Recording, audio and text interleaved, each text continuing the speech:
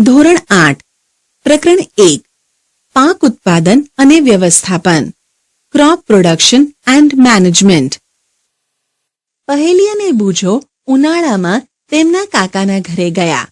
તેમના કાકા એક ખેડૂત છે. એક દિવસ તેઓએ ખેતરમાં કેટલાક ઓજારો જોયા, જેમ કે ખુરપી, દાતરણું, પાવડો, હળ વગેરે. હું જાણવા માંગુ છું કે આપણે આ ઓજારોનો ઉપયોગ ક્યાં અને કેવી રીતે કરીએ છીએ. તમે અભ્યાસ કરી ચૂક્યા છો કે બધા સજીવોને ખોરાકની આવશ્યકતા હોય છે. વનસ્પતિ પોતાનો ખોરાક જાતે બનાવે છે. શું તમને યાદ છે કે લીલી વનસ્પતિ પોતાનો ખોરાક કેવી રીતે તૈયાર કરે છે? મનુષ્ય સહિત બધા જ પ્રાણીઓ પોતાનો ખોરાક જાતે જ બનાવવામાં અસમર્થ છે. તો પ્રાણીઓ ખોરાક ક્યાંથી મેળવે છે? પરંતુ આપણે ખોરાક શા માટે ખાઈએ છીએ? તમે જાણો જ છો કે સજીવો ખોરાકમાંથી પ્રાપ્ત શક્તિની મદદથી વિવિધ શારીરિક ક્રિયાઓ જેવી કે પાચન, શ્વસન અને ઉત્સર્જન કરે છે. આપણે ખોરાક વનસ્પતિ અથવા પ્રાણી કે બંનેમાંથી પ્રાપ્ત કરીએ છીએ. આપણને બધાને ખોરાકની આવશ્યકતા તો છે જ. તો પછી આપણે આપણા દેશના બધા માણસોને ખોરાક કેવી રીતે ઉપલબ્ધ કરાવી શકીએ? ખોરાકનું મોટા પાયે ઉત્પાદન કરવું આવશ્યક છે. એક વિશાળ જનસમુદાયને ખોરાક પ્રાપ્ત કરાવવા માટે તેનું નિયમિત ઉત્પાદન, યોગ્ય વ્યવસ્થાપન અને વિતરણ આવશ્યક છે. ખેત પદ્ધતિઓ એગ્રીકલ્ચરલ પ્રેક્ટિસીસ. લગભગ 10,000 ઈસવીસન પૂર્વે મનુષ્ય ભટકતું જીવન જીવતો હતો. તે ખોરાક તેમજ રહેઠાણની શોધમાં સમૂહમાં એક સ્થાનેથી બીજા સ્થાને વિચરણ કરતો રહેતો હતો. તે કાચા ફળ અને શાકભાજી ખાતો હતો અને તેઓએ ખોરાક માટે પ્રાણીઓનો શિકાર કરવાનું શરૂ કર્યું. ત્યારબાદ ખેતી કરી ડાંગર, ઘઉં અને અન્ય ખાદ્ય પાકોનું ઉત્પાદન કરી શક્યો. આ પ્રકારે ખેતીની શરૂઆત થઈ. જ્યારે કોઈ એક જ પ્રકારના છોડને કોઈ સ્થાન પર મોટી માત્રામાં ઉછેરવામાં આવે તો તેને પાક એટલે કે ક્રોપ કહે છે. ઉદાહરણ તરીકે ઘઉંના પાકનો અર્થ એ થાય છે કે ખેતરમાં ઉછેરવામાં આવેલ બધા છોડ ઘઉંના છે. તમે જાણો છો કે પાક વિવિધ પ્રકારના હોય છે, જેમ કે અનાજ, શાકભાજી તેમજ ફળ. જે ઋતુમાં આપણે પાકને ઉગાડીએ છીએ તેના આધારે તેનું વર્ગીકરણ કરી શકીએ છીએ. ભારત એક વિશાળ દેશ છે. અહીં તાપમાન, ભેજ, વરસાદ જેવી વાતાવરણીય પરિસ્થિતિ એક ક્ષેત્રથી બીજા ક્ષેત્રમાં ભિન્ન હોય છે. આથી દેશના વિવિધ ભાગો ઉપર વિવિધ પ્રકારના પાક ઉછેરવામાં આવે છે. આ વિવિધતા ઉપરાંત મોટા ભાગે પાકને 2 વર્ગમાં વહેંચી શકાય, જે આ પ્રમાણે છે. 1. ખરીફ પાક, ખરીફ ક્રોપ્સ. જે પાકને વરસાદની ઋતુમાં રોપવામાં આવે છે તેને ખરીફ પાક કહે છે. ભારતમાં વરસાદની ઋતુ સામાન્યતઃ જૂનથી સપ્ટેમ્બર સુધી હોય છે.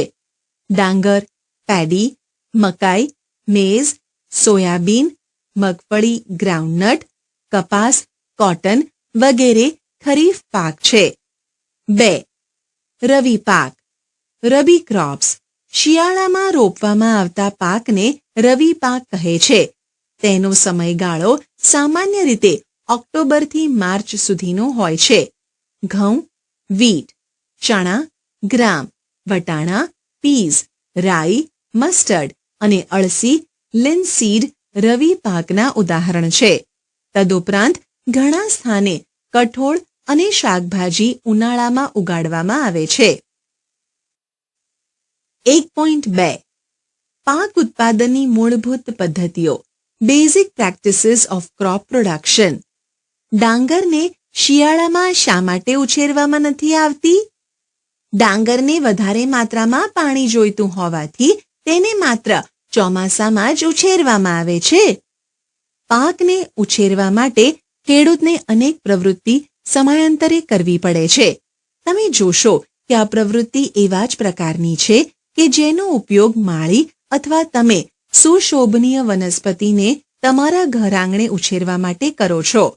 આ પ્રવૃત્તિ અથવા કાર્યને ખેત પદ્ધતિઓ એગ્રીકલ્ચર પ્રેક્ટિસીસ કહે છે. આ કાર્ય પદ્ધતિઓ નીચે આપેલ છે. 1. ભૂમિને તૈયાર કરવી. 2. રોપણી. 3. કુદરતી અને કૃત્રિમ ખાતર આપવું. 4. સિંચાઈ. 5. નીંદણથી રક્ષા. 6. લણણી. 7. સંગ્રહ. ભૂમિને તૈયાર કરવી. Preparation of soil. પાક ઉછેરતા રોપતા પહેલા ભૂમિને તૈયાર કરવી તે પ્રથમ ચરણ છે. માટીને ઉલટાવવી અને પોચી બનાવવી તે ખેતીનું મહત્વપૂર્ણ કાર્ય છે. આથી મૂળ જમીનમાં ઊંડાઈ સુધી જઈ શકે છે. પોચી માટી શા માટે મૂળને શ્વસન કરવામાં સહાય કરે છે? પોચી માટી માટીમાં રહેતા અળસિયા અને સૂક્ષ્મ જીવોની વૃદ્ધિ કરવામાં સહાય કરે છે. આ સજીવો ખેડૂતના મિત્રો છે, કારણ કે તે માટીને ઉપર નીચે કરીને પોચી કરે છે. તેમાં સડતા સેન્દ્રિય પદાર્થો હ્યુમસ ઉમેરે છે. પરંતુ શા માટે માટીને ઉપર નીચે અને પોચી કરવી આવશ્યક છે? તમે અગાઉના ધોરણમાં અભ્યાસ કરી ચૂક્યા છો કે માટીમાં ખનિજ, પાણી, વાયુ તથા કેટલાક સજીવો જોવા મળે છે.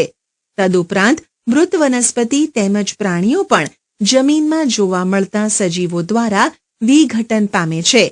આ રીતે મૃતદેહમાં જોવા મળતા કેટલાક પોષક તત્વો જમીનમાં ભળી જાય છે.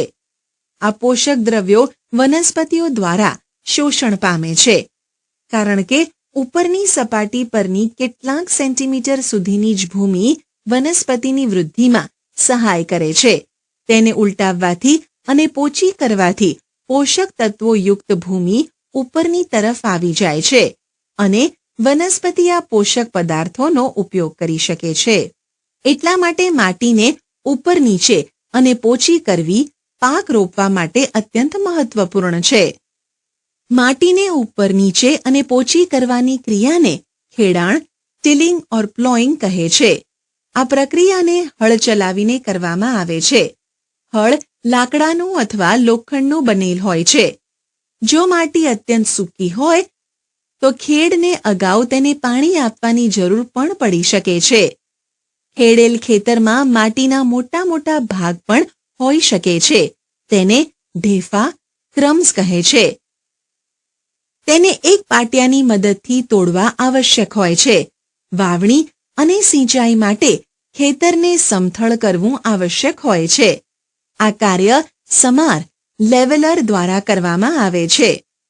કેટલીક વખત જમીનને ખેડતા પહેલા કુદરતી ખાતર, મેન્યોર પણ ઉમેરવામાં આવે છે, જેનાથી ભૂમિમાં કુદરતી ખાતરનું સંમિશ્રણ વ્યવસ્થિત થઈ શકે. જમીનમાં બીજ રોપતા પહેલા જમીનને પાણી આપવામાં આવે છે. ખેતીના ઓજારો. સારા ઉત્પાદન માટે બીજ રોપતા પહેલા માટીના અત્યંત નાના ટુકડા કરવા આવશ્યક છે. આ કાર્ય વિવિધ ઓજારોની મદદથી કરવામાં આવે છે. હળ, ખરપિયો અને કલ્ટિવેટર, દાંતી આ કાર્ય માટે ઉપયોગમાં લેવાતા મુખ્ય ઓજારો છે. હળ, પ્લો. પ્રાચીન સમયથી જ હળનો ઉપયોગ જમીનની ખેડ, ખાતર ભેળવવા માટે, નીંદણના નિકાલ માટે તેમજ માટીને ખોદવા માટે કરવામાં આવતો હતો. આ ઓજાર લાકડાનો બનેલ હોય છે, જેમાં બળદની જોડ અથવા અન્ય પ્રાણીઓ, ઘોડા, ઊંટ વગેરેની સહાયતાથી ખેંચવામાં આવે છે. તેમાં લોખંડની મજબૂત ત્રિકોણાકાર પટ્ટી આપેલ હોય છે. તેને ફાલ, પ્લો શેર કહે છે.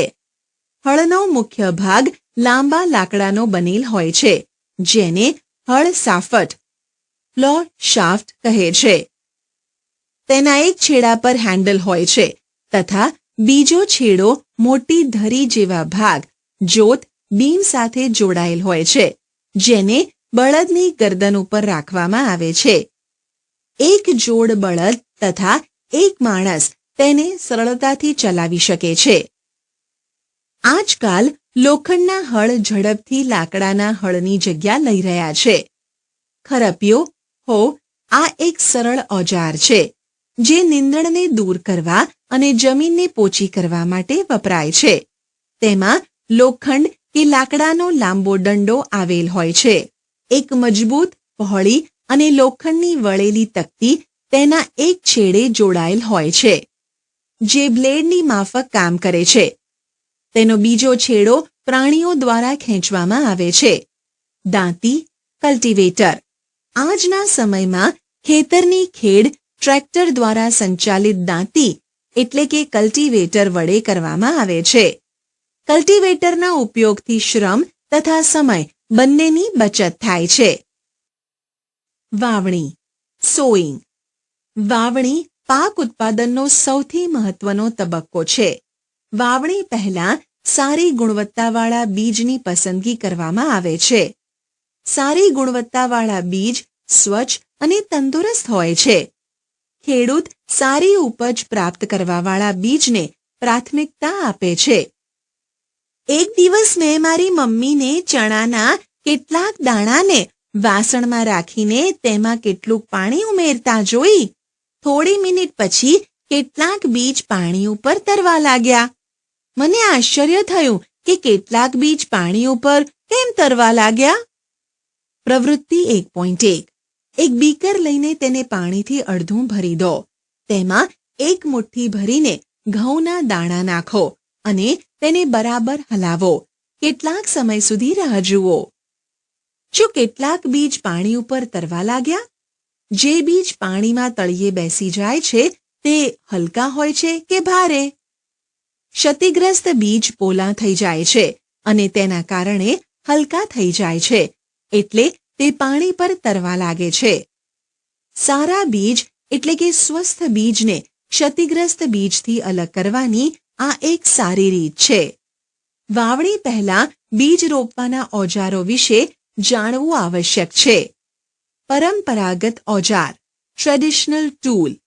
પરંપરાગત રીતે બીજની વાવણી કરવા માટે વાપરવામાં આવતું ઓજાર ગળણી આકારનું હોય છે. બીજને ગળણીની અંદર નાખવાથી તે ધારદાર અણીવાળા છેડાયુક્ત 2 કે 3 પાઇપમાંથી પસાર થાય છે. આ છેડાઓ માટીમાં ખૂંપીને ત્યાં બીજનું સ્થાપન કરે છે. વાવણીઓ, સીડ ડ્રીલ. આજના જમાનામાં ટ્રેક્ટર દ્વારા સંચાલિત વાવણીઓ સીડ ડ્રીલનો ઉપયોગ થાય છે. તેના દ્વારા બીજમાં સમાન અંતર તેમજ ઊંડાઈ બની રહે છે. સાથે સુનિશ્ચિત કરવાનું છે કે રોપણી પછી બીજ માટી દ્વારા ઢંકાયેલું રહે. તેનાથી પક્ષીઓ દ્વારા બીજને થતું નુકસાન અટકાવી શકાય છે. સીડ ડ્રીલ દ્વારા રોપણી કરવાથી સમય અને મહેનત બંનેનો બચાવ થાય છે. મારી શાળા નજીક નર્સરી છે. મેં જોયું છે કે છોડને નાની નાની કોથળીઓમાં રાખેલા હોય છે. તેમને કોથળીઓમાં કેમ રાખેલા હોય છે? ધાન્ય જેવા કેટલાક છોડના બીજને પહેલા નર્સરીમાં ઉગાડવામાં આવે છે. છોડ તૈયાર થઈ જાય ત્યારે તેને મનુષ્ય દ્વારા ખેતરમાં રોપવામાં આવે છે. કેટલાક જંગલના વૃક્ષો તેમજ પુષ્પીય વનસ્પતિઓને પણ નર્સરીમાં ઉગાડવામાં આવે છે. 2 છોડની વચ્ચે થતી ગીચતાને રોકવા માટે બીજની વચ્ચે આવશ્યક અંતર હોવું અત્યંત મહત્વપૂર્ણ છે. એનાથી છોડને સૂર્યનો પ્રકાશ, પોષક તત્વો તેમજ પાણી પૂરતા પ્રમાણમાં પ્રાપ્ત થાય છે. અત્યંત ગીચતાપણું રોકવા માટે કેટલાક છોડને દૂર કરી દેવામાં આવે છે. કુદરતી અને કૃત્રિમ ખાતર ઉમેરવું. Adding manure and fertilizers. વનસ્પતિના તંદુરસ્ત વિકાસ માટે પોષક દ્રવ્ય સ્વરૂપે જે પદાર્થોને માટીમાં ઉમેરવામાં આવે છે તેને કુદરતી ખાતર, મેન્યોર અને કૃત્રિમ ખાતર, ફર્ટિલાઇઝર્સ કહે છે. મેં ખેતરમાં ઉગેલા સ્વસ્થ પાકને જોયો, જ્યારે પાસેના ખેતરમાં છોડ નબળા હતા. કેટલાક છોડ અન્ય છોડની સરખામણીમાં વધારે સારી રીતે કેવી રીતે ઉગે છે? ભૂમિ પાકને ખનિજ તત્વો પ્રદાન કરે છે, જે પાકની વૃદ્ધિ માટે આવશ્યક છે. કેટલાક ક્ષેત્રમાં ખેડૂત ખેતરમાં એક પછી બીજો પાક ઉછેરે છે. ખેતર ક્યારેય ખાલી છોડતા નથી. કલ્પના કરો કે પોષક દ્રવ્યોનું શું થાય છે. સતત પાકને ઉગાડવાથી માટીમાંથી કેટલાક પોષક દ્રવ્યો ઓછા થઈ જાય છે. આ ક્ષતિ પૂરી કરવા માટે એક ખેડૂત ખેતરમાં કુદરતી ખાતર આપે છે. આ પ્રક્રિયાને ખાતર આપવાની ક્રિયા કહે છે. અયોગ્ય અથવા અપૂરતા કુદરતી ખાતર આપવાથી છોડ નબળા પડી જાય છે. કુદરતી ખાતર એક કાર્બનિક એટલે કે જૈવિક પદાર્થ છે જે વનસ્પતિ અથવા પ્રાણીઓના વિઘટનથી પ્રાપ્ત થાય છે. ખેડૂત વનસ્પતિ તેમજ પ્રાણીના નકામા દ્રવ્યોને એક ખાડામાં એકઠા કરી તેનું વિઘટન થવા માટે ખુલ્લા છોડી દે છે. વિઘટન કેટલાક સૂક્ષ્મજીવો દ્વારા થાય છે. વિઘટિત પદાર્થને કુદરતી ખાતરના સ્વરૂપે ઉપયોગમાં લેવામાં આવે છે. તમે ધોરણ 6 માં વર્મી કમ્પોસ્ટ અથવા અળસિયાના ખાતર તૈયાર કરવા વિશે અભ્યાસ કરી ચૂક્યા છો. પ્રવૃત્તિ 1.2 મગ અથવા ચણાના દાણાને લઈને તેને અંકુરિત કરો. તેમાંથી એક જ આકારના સરખા પ્રાંકુરને પસંદ કરો. હવે 3 ગ્લાસ અથવા તેના જેવા પાત્ર લો. તેના પર A, B અને C નિશાની કરો. ગ્લાસ A માં થોડીક માટી લઈને તેમાં થોડુંક છાણિયું ખાતર ભેળવો. ગ્લાસ B માં સમાન માત્રામાં માટી લઈને તેમાં થોડુંક યુરિયા ઉમેરો અને ગ્લાસ C માં થોડીક માટી લઈને કાંઈ પણ ઉમેર્યા વગર રહેવા દો. હવે ત્રણેય ગ્લાસમાં સમાન માત્રામાં પાણી ઉમેરીને પ્રાંકુરને રોપી દો અને તેને સુરક્ષિત સ્થાન પર મૂકી દો. 7 થી 10 દિવસ પછી તેની વૃદ્ધિનો અભ્યાસ કરો. શું ત્રણેય ગ્લાસમાં છોડની વૃદ્ધિની માત્રા એક સમાન છે? કયા ગ્લાસમાં છોડની વૃદ્ધિ સારી છે? કયા ગ્લાસમાં છોડની વૃદ્ધિ સૌથી ઝડપી છે?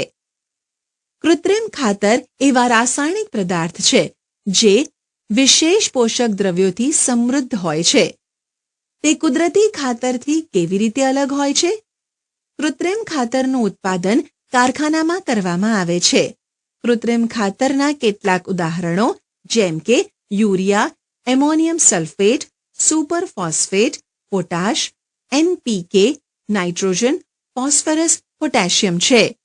તેના ઉપયોગથી ખેડૂતોને ઘઉં તથા મકાઈ જેવા પાકની સારી ઉપજ પ્રાપ્ત કરવામાં સહાયતા મળે છે.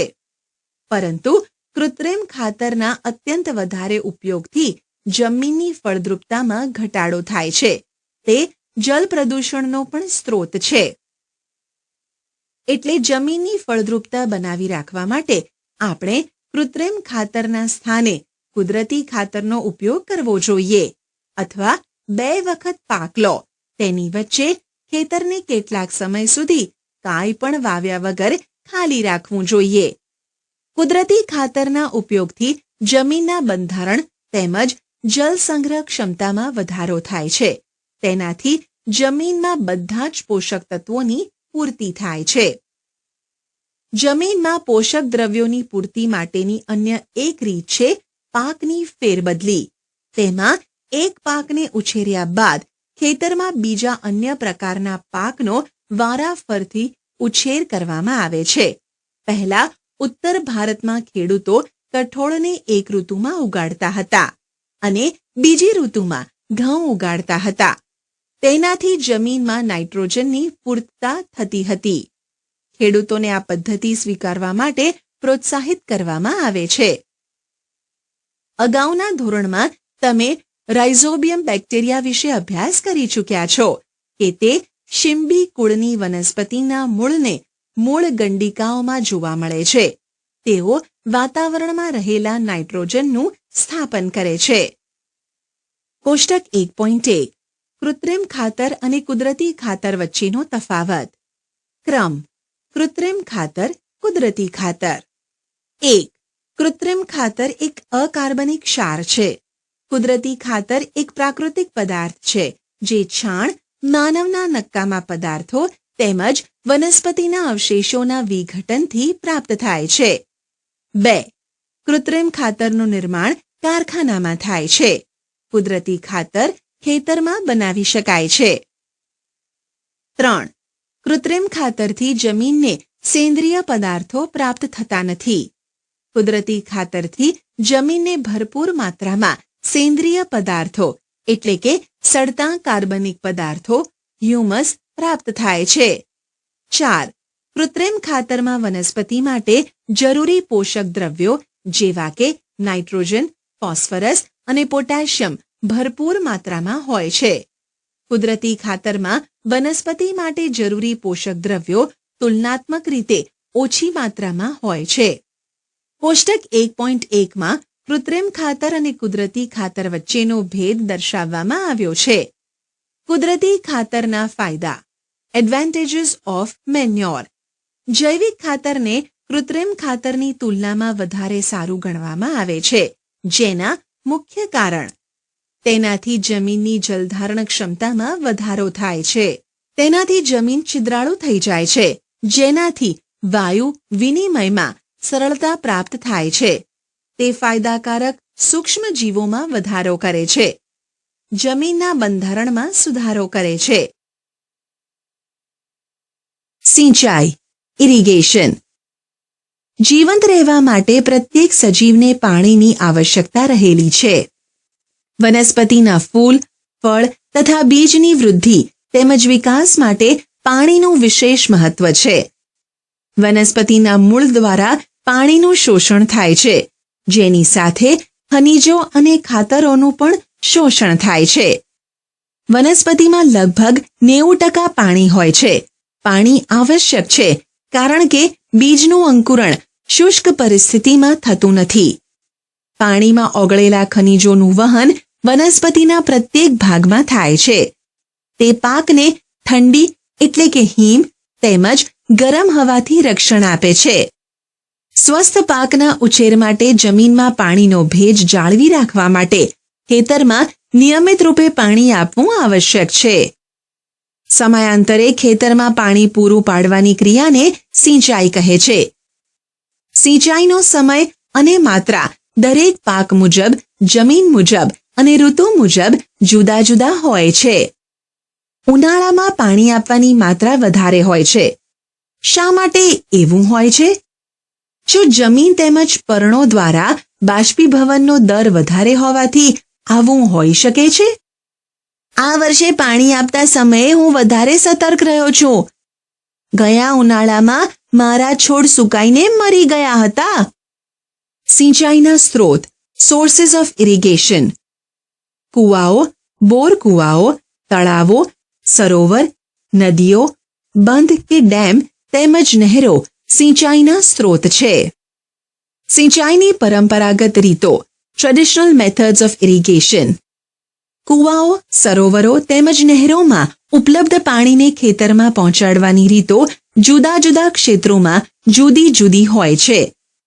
ઢોર અથવા મજૂર આ ક્રિયાવિધિમાં ઉપયોગમાં લેવામાં આવે છે. અર્થાત આ રીતો સસ્તી છે પરંતુ ઓછી કાર્યક્ષમ છે. વિભિન્ન રીતો નીચે મુજબ છે. 1. મોટ ગરગડીયુક્ત વ્યવસ્થા. 2. Chain pump. 3. ઢેકલી. 4. રહેટ ઉચ્ચાલનનો પ્રકાર. પાણીને ઉપર ખેંચવા માટે સામાન્ય રીતે પંપનો ઉપયોગ કરવામાં આવે છે. પંપ ચલાવવા માટે ડીઝલ, બાયોગેસ, વિદ્યુત ઉર્જા તેમજ સૌર ઉર્જાનો ઉપયોગ કરવામાં આવે છે. આધુનિક સિંચાઈ પદ્ધતિઓ મોડર્ન મેથડ્સ ઓફ ઇરિગેશન. સિંચાઈની આધુનિક પદ્ધતિઓ દ્વારા આપેલ પાણીનો કરકસરપૂર્ણ ઉપયોગ કરી શકીએ છીએ. મુખ્ય પદ્ધતિઓ નીચે મુજબ છે. 1. ફુવારા પદ્ધતિ સ્પ્રિંકલર સિસ્ટમ. આ પદ્ધતિનો ઉપયોગ અસમતલ ભૂમિ માટે કરવામાં આવે છે, જ્યાં પાણી ઓછી માત્રામાં હાજર હોય છે. કાટખૂણે પાઇપલાઇનના ઉપરી છેડા પર ફરતી નોઝલો લગાડવામાં આવેલ છે. આ પાઇપ નિશ્ચિત અંતરે મુખ્ય પાઇપ સાથે જોડાયેલ હોય છે. જ્યારે પંપની મદદથી પણ પાણી મુખ્ય પાઇપમાં પહોંચાડવામાં આવે છે ત્યારે તે ફરતી નોઝલમાંથી બહાર નીકળે છે. એનો છંટકાવ છોડ ઉપર એવી રીતે થાય છે જેમ કે વરસાદ પડતો હોય. ફુવારા પદ્ધતિ રેતાળ જમીન માટે ખૂબ ઉપયોગી છે. 2. ટપક પદ્ધતિ ડ્રીપ સિસ્ટમ. આ પદ્ધતિ વડે પાણી ટીપે ટીપે છોડના મૂળમાં પડે છે. આથી તેને ટપક પદ્ધતિ કહે છે. ફળ આપતી વનસ્પતિના બગીચા તેમજ વૃક્ષોને પાણી આપવાની આ સર્વોત્તમ પદ્ધતિ છે. આનાથી છોડને ટીપે ટીપે પાણી પ્રાપ્ત થાય છે. આ પદ્ધતિમાં પાણીનો વ્યય થતો નથી. એટલે આ પદ્ધતિ પાણીની અછતવાળા વિસ્તારોમાં એક વરદાન સમાન છે. નીંદણથી રક્ષણ, પ્રોટેક્શન ફ્રોમ વીડ્સ. બુજો અને પહેલી નજીકના ઘઉંના ખેતરમાં ગયા અને તેઓએ જોયું કે ખેતરમાં પાકની સાથે કેટલાક અન્ય છોડ પણ ઉગ્યા હતા. શું આ અન્ય છોડ કોઈ વિશેષ ઉદ્દેશથી ઉછેરવામાં આવ્યા છે? ખેતરમાં કેટલાક અન્ય અનૈચ્છિક કે બિનજરૂરી છોડ કુદરતી રીતે પાકની સાથે ઉગી નીકળે છે. આવા અનૈચ્છિક કે બિનજરૂરી છોડને નીંદણ વીડ્સ કહે છે. નીંદણને દૂર કરવાની ક્રિયાને નિંદામણ વીડિંગ કહે છે. નિંદામણ આવશ્યક છે કારણ કે નીંદણ પાણી, પોષક દ્રવ્યો, જગ્યા તેમજ પ્રકાશ માટે મુખ્ય પાક સાથે સ્પર્ધા કરી તેની વૃદ્ધિ પર અસર કરે છે. કેટલાક નીંદણ લણણીમાં પણ વિક્ષેપ ઊભો કરે છે તથા મનુષ્ય અને પ્રાણીઓ માટે ઝેરી પણ હોઈ શકે છે. નીંદણને દૂર કરવા તેમજ તેની વૃદ્ધિને નિયંત્રિત કરવા ખેડૂત વિભિન્ન પદ્ધતિઓ અપનાવે છે. પાક ઉગાડતા પહેલા ખેતરમાં ખેડ દ્વારા નીંદણ દૂર કરવામાં સહાયતા મળે છે. એનાથી નીંદણ સુકાઈને મરી જાય છે અને માટીમાં ભળી જાય છે. નીંદણમાં પુષ્પ ઉદ્ભવે કે બીજ બને તે પહેલા જ નીંદણને દૂર કરવું એ યોગ્ય છે. સમયાંતરે નીંદણને જમીન નજીકથી કાપવામાં કે મૂળ સહિત જાતે જ ઉખાડવામાં આવે છે. આ કાર્ય ખુરપી અથવા વાવણિયા સીડ ડ્રીલની મદદથી કરવામાં આવે છે. નીંદણને કેટલાક રસાયણોની મદદથી પણ દૂર કરવામાં આવે છે જેને નીંદણનાશક વીડીસાઇડ્સ કહે છે, જેમ કે 2,4-D. ખેતરમાં નીંદણનો નાશ કરવા માટે છંટકાવ કરવામાં આવે છે જેનાથી નીંદણ નાશ પામે છે પરંતુ પાકને નુકસાન થતું નથી. નીંદણનાશકને પાણીમાં યોગ્યતા અનુસાર ભેળવીને સ્પ્રેની મદદથી ખેતરમાં છંટકાવ કરવામાં આવે છે. શું નીંદણનાશકની અસર તેનો છંટકાવ કરનાર વ્યક્તિ પર પણ થાય છે? જેમ કે આગળ જણાવવામાં આવ્યું છે કે નીંદણના વાનસ્પતિક વૃદ્ધિના સમયે પુષ્પ અને બીજ બનતા પહેલા નીંદણનાશકનો છંટકાવ કરવામાં આવે છે. નીંદણનાશકના છંટકાવથી ખેડૂતના સ્વાસ્થ્ય પર પણ અસર પડી શકે છે. એટલે તેણે આ રસાયણોનો ઉપયોગ ખૂબ જ સાવધાનીપૂર્વક કરવો જોઈએ. છંટકાવ કરતી વખતે પોતાનું મુખ તેમજ નાક કપડાથી ઢાંકી દેવું જોઈએ. લણણી, હાર્વેસ્ટિંગ. પાકની લણણી એક અગત્યનું કામ છે. પાક જ્યારે પૂર્ણ પરિપક્વ થઈ જાય ત્યારે તેને કાપવાની ક્રિયાને લણણી કહે છે. લણણી દરમિયાન કાં તો છોડને ખેંચીને ઉખાડી લેવાય છે અથવા તેને જમીનથી નજીકના અંતરેથી કાપી લેવામાં આવે છે. એક અનાજ પાકને પરિપક્વ થતા 3 થી 4 મહિના લાગે છે. આપણા દેશમાં દાંતરડા સિકલની મદદથી હાથ વડે લણણી કરવામાં આવે છે અથવા એક મશીનનો ઉપયોગ કરવામાં આવે છે જેને હાર્વેસ્ટર કહે છે. કાપવામાં આવેલ પાકમાંથી બીજ, દાણાઓને ભૂસામાંથી અલગ કરવાના હોય છે. તેને થ્રેશિંગ કહે છે. આ બંને કાર્ય કમ્બાઇન મશીન દ્વારા કરવામાં આવે છે જે હકીકતમાં હાર્વેસ્ટર તથા થ્રેશર બંનેનું સંયુક્ત સ્વરૂપ છે. લણણી બાદ છોડના ઠૂંઠા ક્યારેક ખેતરમાં જ રહી જાય છે જેને ખેડૂત આગ લગાડી દે છે. પહેલી આ ટુકડાઓને ખેતરમાં સળગાવવાથી ચિંતિત છે. તે જાણે છે કે તેના લીધે પ્રદૂષણ થાય છે. તેનાથી ખેતરમાં રહેલ પાકને આગ લાગવાનો પણ ખતરો છે. નાના ખેતરવાળા ખેડૂતો અનાજના દાણાઓને ઉપણવા, વિનોઇંગ જેવી ક્રિયા દ્વારા અલગ કરે છે.